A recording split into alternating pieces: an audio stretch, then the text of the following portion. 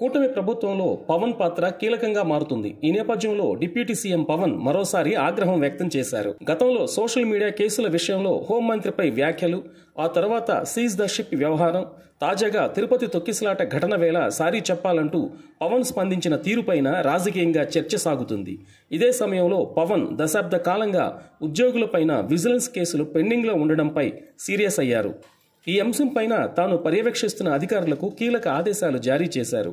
ప్రభుత్వ ఉద్యోగులపై సుదీర్ఘకాలం పెండింగ్లో ఉన్న విజిలెన్స్ కేసుల విషయాన్ని డిప్యూటీ సీఎం పవన్ ఆరా తీస్తున్నారు. ఇన్నేళ్లు ఈ కేసులు పెండింగ్లో ఉండడం ఏంటని నిలదీశారు. ఎన్ని కేసులు ఇలా పెండింగ్లో ఉన్నాయని లెక్కలడిగారు. విచారణలో జాప్యానికి గల కారణాలు, కేసుల వివరాలతో తనకు 3 వారాల్లో నివేదిక ఇవ్వాలని అధికారులను ఆదేశించారు. ఉద్యోగుల పనితీరుపై సున్నితమైన విజిలెన్స్ ఉండాలని, ఉద్యోగులు అప్రమత్తంగా పనిచేయడానికి ఇది ఉపయోగపడుతుందని పవన్ పేర్కొన్నారు.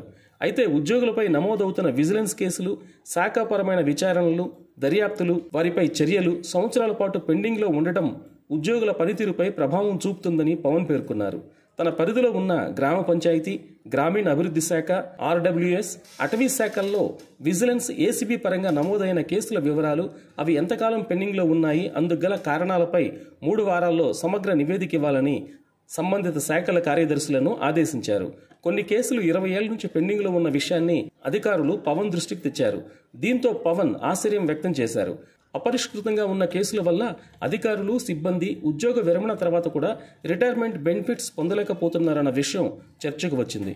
వీటి కారణంగానే పదోన్నతుల్లో వెనుకబడిన అధికారులు కూడా ఉన్నారని గ్రహించారు.